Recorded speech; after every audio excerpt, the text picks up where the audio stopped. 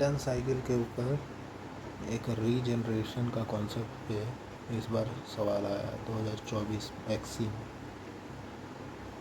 तो रीजनरेशन का कॉन्सेप्ट क्या है कि यहाँ पर मेरा कंप्रेसर रहता है, यहाँ पे मेरा कंबशन चैम्बर रहता था, फिर यहाँ टरबाइन रहता था। तो टरबाइन से एग्जॉस्ट निकलता था, वो एटमॉस्फेयर में हम लोग डंप कर देते थे, जो कि वेस्ट हो जाता था।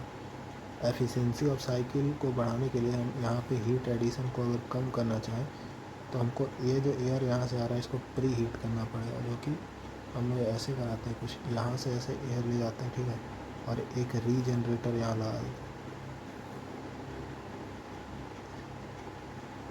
हैं। ये पोर्शन मेरा रीजनरेटर है जिसका इफेक्टिवनेस 0.8 दिया है। अब ऐसे तो देखा जाए फिर ये क्लोज साइकिल बनाना है मेरे को, फिर ये जो है यहाँ से आ कर के एक और हीट एक्सचेंजर रहता है यहाँ पे। ये तो कंबसन चैम्बर है, यहाँ एक हीट एक्सचेंजर रहता है और फिर ये इसको मिल जाता है, ठीक है।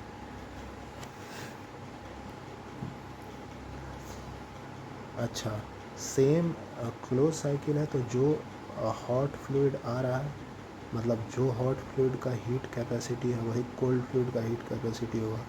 तो इसमें तो कोई बात ही नहीं करना है कि एम डॉट पॉइंट नाम करना पड़ेगा, 1 2 ए रख दिया इसका नाम, बी 3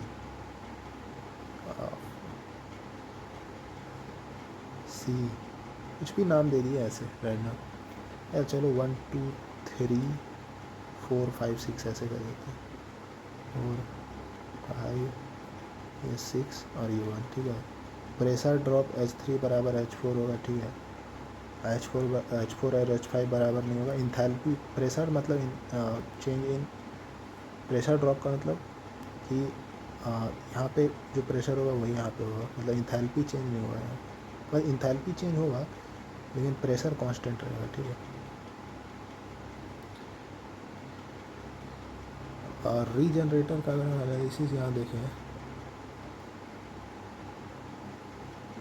तो ये है रीजनरेटर, यहाँ से ये फ्लूइड इंटर कर रहा है, हॉट फ्लूइड है THI, ठीक है, और ये यहाँ से हॉट फ्लूइड बाहर निकल जा रहा है, ये टरबाइन से आया था, फिर वो इधर से कोल्ड फ्लूइड इंटर कर रहा है और कोल्ड फ्लूइड बाहर निकल जा रहा है, ठीक है।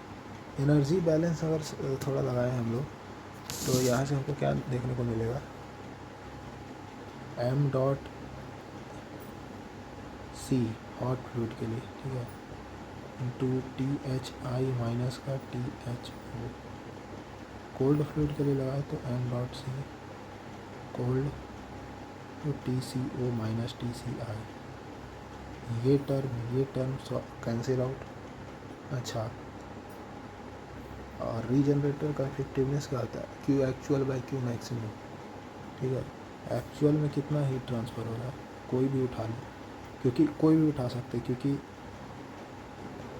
हीट कैपेसिटी बराबर है दोनों का, तो कोई फ़र्क नहीं पड़ेगा यहाँ पे। हीट ट्रांसफ़र में हम लोग ऐसे नहीं करते थे, हम लोग यहाँ पे दोनों में से दोनों को लिखते थे ताकि जिसका मिनिमम हो उससे वो कट जाए। खैर यहाँ पे कोई फ़र्क नहीं पड़ेगा, ठीक है। हॉट फ्लूइड का लिखें चाहे कोल्ड फ्लूइड का। अच्छा, जब मेरा इफेक्टिवनेस 1 रहता था, जब आइडियल रीजनरेशन होता था, तो ये जिस टेम्परेचर पे हॉट फ्लूइड इंटर करता था उसी टेम्परेचर पे कोल्ड फ्लूइड जो है बाहर निकलता था। तो THI बराबर TCO होगा, ठीक है। तो THO भी TCI के बराबर होगा, क्योंकि ये टर्म कैंसिल आउट हो जाएगा। तो कुछ भी लिखे THI माइनस का THO, सॉरी THI माइनस का TCI, THI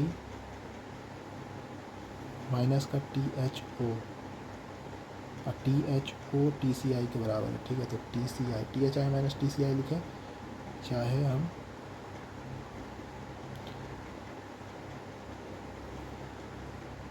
ऊपर से लिखें हॉट फ्लूइड के लिए तो THI minus THO, cold fluid के लिए लिखें तो TCO माइनस TCI, और TCI फिर TCO माइनस TCI, और TCO फिर से THI के बराबर है, तो THI माइनस TCI ही होगा, ठीक है। अब यहाँ पे हीट ट्रांसफ़र सब्जेक्ट में m.c मिनिमम लेते थे, लेकिन यहाँ मिनिमम मैक्सिमम जब दोनों सेम है तो क्या ही फ़र्क पड़ेगा, कट जाएगा। अब ऊपर में हम लोग कोई एक को लेना है तो m.c इंटू हम THI माइनस THO ले लेते हैं, ठीक है, या कोल्ड फ्लूइड का ही ले लेते हैं TCO माइनस TCI। अगर m.c से मल्टीप्लाई कर दें ऊपर नीचे तो ये इंथैल्पी के टर्म में आ जाएगा HCO minus HCI upon HHI minus का H को कैपिटल ले लेते हैं ताकि कन्फ्यूजन ना हो, ठीक है। अब ये CO क्या है, CO है H5 के बराबर, ठीक है,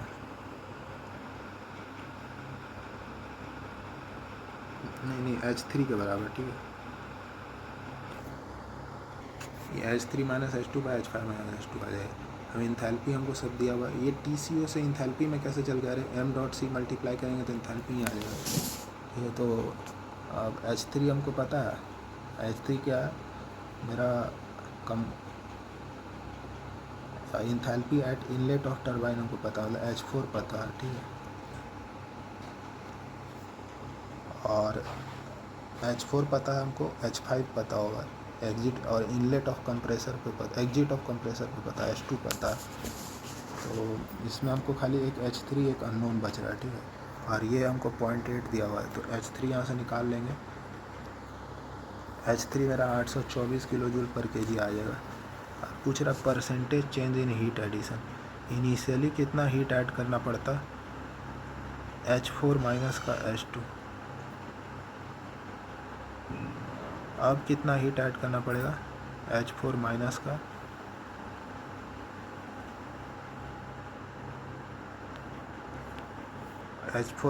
का H3, ये चेंज हो गया, ठीक है, और डिवाइडेड बाय एक्चुअली, मतलब फाइनल चेंज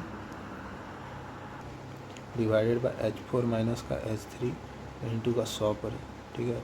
H4 का वैल्यू 824 है, कुछ कट रहा है इसमें शायद, H4 से H4 कट जाएगा, minus H2 plus H3 minus H2 upon में H4 माइनस का H3 इंटू में 100।